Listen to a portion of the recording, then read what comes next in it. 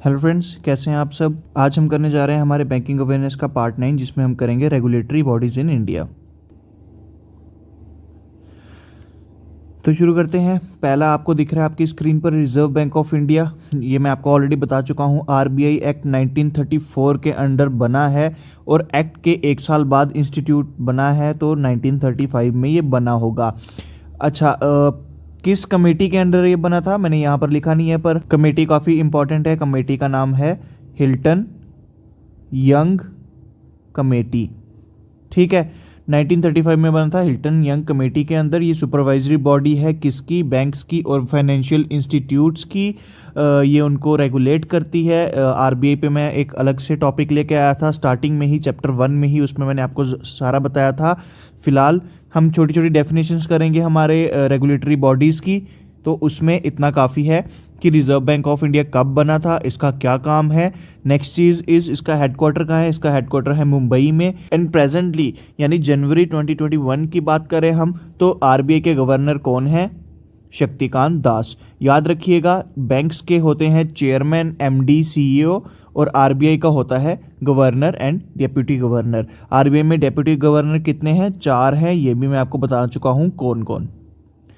फिर आते हैं नाबार्ड पे। नाबार्ड की फुल फॉर्म इंपॉर्टेंट है, नेशनल बैंक, यानी कि एनए आ गया नेशनल के लिए, ये आ गया बैंक के लिए, national bank for agricultural and rural development. तो नाबार्ड की फुल फॉर्म आपको आई होप याद होगी। ये कब बना था? 12 जुलाई इंपॉर्टेंट नहीं है, 1982 इंपॉर्टेंट है। NABARD came into existence in 1982। किस कमेटी के अंडर? मतलब किसी, जैसे आरबीआई में हिल्टन यंग कमेटी थी, नाबार्ड के लिए किस कमेटी ने रिकमेंडेशन दी थी? बी शिवारमन। अब नाबार्ड का काम क्या होता है? नाबार्ड का काम होता है रूरल डेवलपमेंट का, जैसे कि इसकी डेफिनेशन बता रही है। एक तो एग्रीकल्चर को प्रमोट करना, दूसरा रूरल डेवलपमेंट को प्रमोट करना। तो एक क्वेश्चन मैं आपसे पूछता हूँ, रूरल डेवलपमेंट के लिए स्पेसिफिकली एक बैंक बनाया गया था, एक किस्म का बैंक बनाया गया था। कौन से बैंक थे वो थे RRBs, जिनकी फुल फॉर्म थी रीजनल रूरल बैंक। तो रीजनल रूरल बैंक नाबार्ड के अंडर काम करते हैं। ठीक, हमारा थर्ड टॉपिक ही आ गया, रीजनल रूरल बैंक। ठीक है, आरआरबी सेटअप हुए थे 1975 में, ये काफ़ी इंपॉर्टेंट है, बाय ऑर्डिनेंस। ऑर्डिनेंस क्या होता है? प्रेसिडेंट की रिकमेंडेशन के अंडर। अच्छा, कमेटी कौन सी थी? M Narasimhan committee.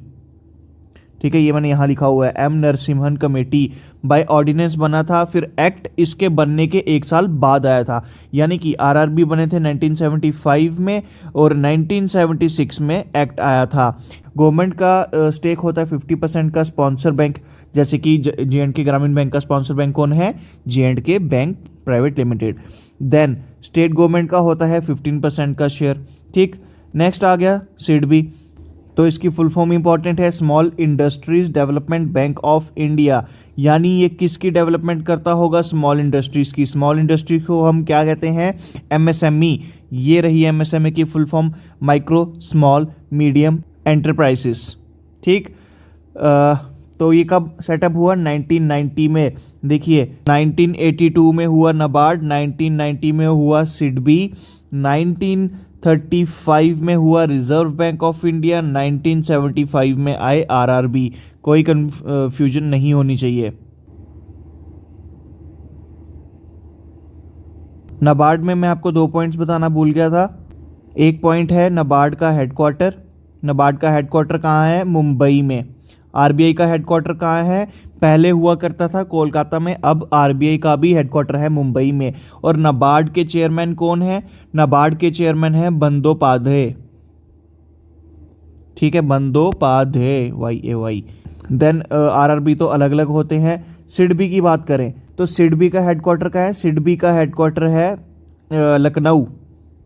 लखनऊ कहाँ पे है? यूपी में। ठीक, तो सिडबी का हेडक्वार्टर है लखनऊ और इनके चेयरमैन कौन है? मोहम्मद मुस्तफ़ा। ठीक है, आ जाते हैं सेबी पर, security exchange board of India. ये security and exchange board of India क्या करता है, ये सिक्योरिटी मार्केट पर नज़र रखता है। सिक्योरिटी मार्केट हमारी कौन सी मार्केट होती है, स्टॉक मार्केट। स्टॉक मार्केट में आपको पढ़ाऊंगा हमारे फाइनेंशियल इंस्टीट्यूट के चैप्टर में, जो आने वाला चैप्टर होगा।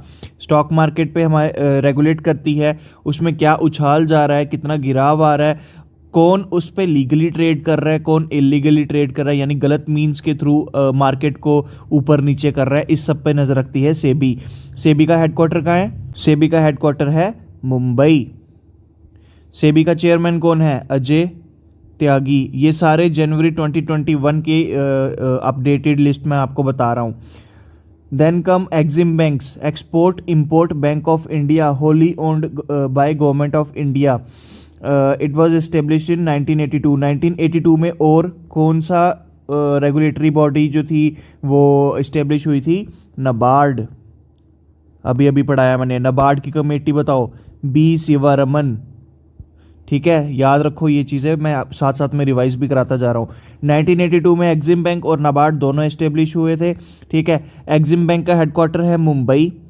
एक्सपोर्ट इंपोर्ट से ही पता चल रहा है कि ये फॉरेन कंट्रीज के साथ इंडिया की जो भी डील्स वगैरह होती हैं बैंकिंग रिलेटेड, ये वो हैंडल करता है। ठीक है, जैसे अभी रिसेंटली न्यूज़ में आया होगा, इसने मालदीव्स को लोन दिया है, एग्जिम बैंक ने मेडागास्कर को लोन दिया है, उज्बेकिस्तान को। ठीक है, तो बाहर जितने भी लोनिंग वगैरह होती है जो government of India he basically sponsor कर रही होती है, वो किसके थ्रू करती है, एग्जिम बैंक के। इसकी फुल फॉर्म इंपॉर्टेंट है, export import bank of India, headquarter है मुंबई में। चेयरमैन कौन है, गूगल कीजिए और कमेंट सेक्शन में पोस्ट कीजिए। Then comes NHB. एनएचबी की फुल फॉर्म क्या है, national housing bank.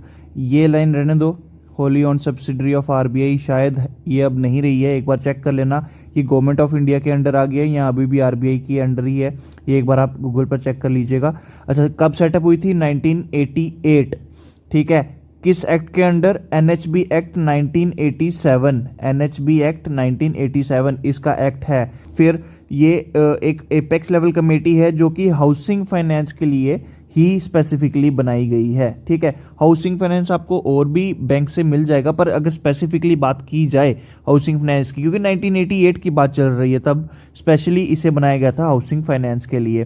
Then comes IRDAI, बहुत ज़्यादा इंपॉर्टेंट है इसकी full form, insurance regulatory and development authority of India. तो इसके नाम से ही पता चल रहा होगा इसका काम क्या होगा, इसका इंश्योरेंस इंडस्ट्री को प्रमोट करने का काम होगा, जैसे कि LIC, general insurance of India, new India assurance, जो ये तीन, ठीक है, सिस्टमेटिकली इंपॉर्टेंट इंश्योरेंसेस जो मैंने आपको बताई लास्ट लेक्चर में।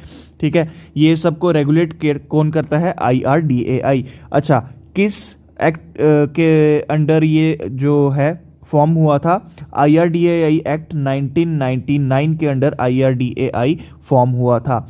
ठीक, देन कम्स किस कमेटी के अंडर इसको रिकमेंड किया गया था, RN मल्होत्रा कमेटी के अंडर। अच्छा, एक और चीज़ कि NHB का हेडक्वार्टर कहाँ है, न्यू दिल्ली। N से NHB, N से न्यू दिल्ली।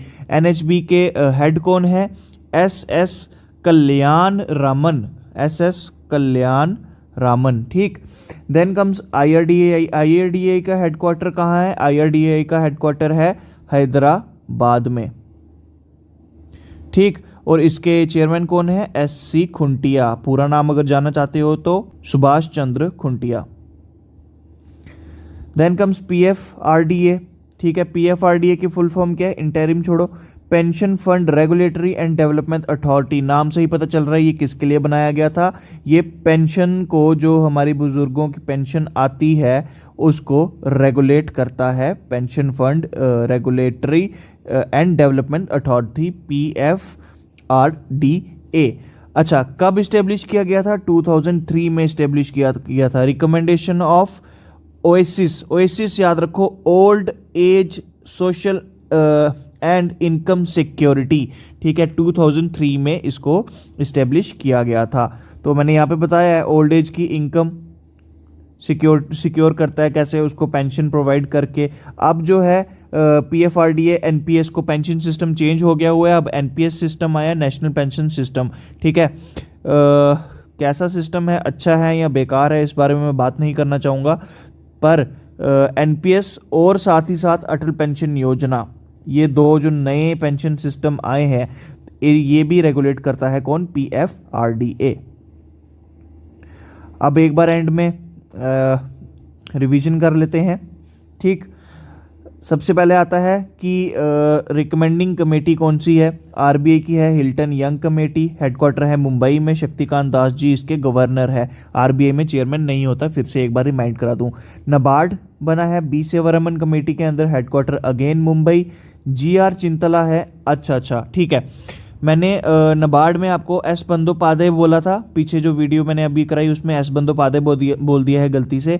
एस बंदोपाध्याय जो हैं वो PFRDA के हैं, वो नबार्ड के नहीं है, नबार्ड के हैं GR चिंतला, याद रखना, गलती से मैंने नबार्ड में एस बंदोपाध्याय बोल दिया है। आरआरबी को नरसिम्हन कमेटी ने किया है, ना इसका हेडक्वार्टर हम बता सकते हैं स्पेसिफिकली क्योंकि हर स्टेट का अलग रीजनल रूरल बैंक है और इसका चेयरमैन भी नहीं बता सकते। हमारी स्टेट यानी कि मैं JNK का हूँ तो JNK की बात करें, हमारे JNK ग्रामीण बैंक के हैं सुधीर गुप्ता जी, और हमारे इलाका देहाती बैंक जिसका स्पॉन्सर बैंक SBI है उसके हैं अरशद उल इस्लाम।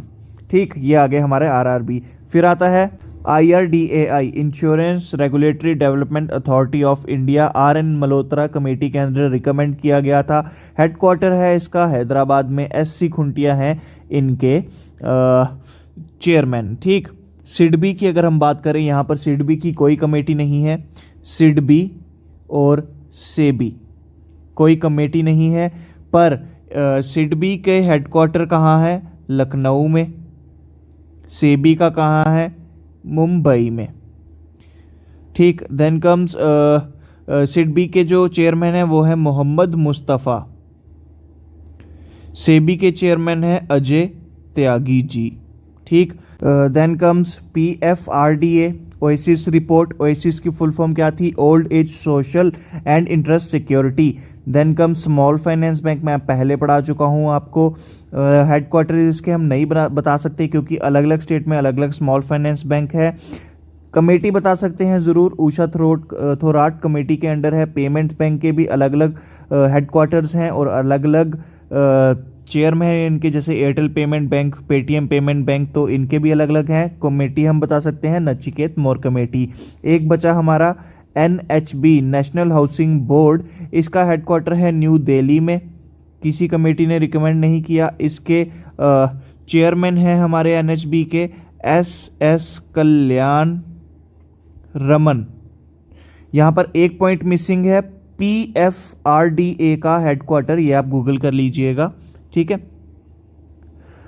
इसी के साथ हमारा बैंकिंग अवेयरनेस का पार्ट 9 भी होता है। एंड जो जो चीज़ें मैंने आपको गूगल करने को कही, ठीक है, मैं किसी वजह से वो नहीं कर पाया, गूगल वो कंटेंट नहीं ला पाया, पर मैंने आपको बता दिया है क्या क्या चीज़ें आपको गूगल करनी है और वो आपको डेफिनेटली करनी है क्योंकि ऑलरेडी मैं आपके लिए बड़ा छोटा छोटा और बड़े क्रिस्प नोट्स लेके आ रहा हूँ, तो उसमें से आप कुछ भी मिस नहीं कर सकते। अपनी वीडियो को एंड करते हैं, मिलते हैं पार्ट 10 में। Thank you so much.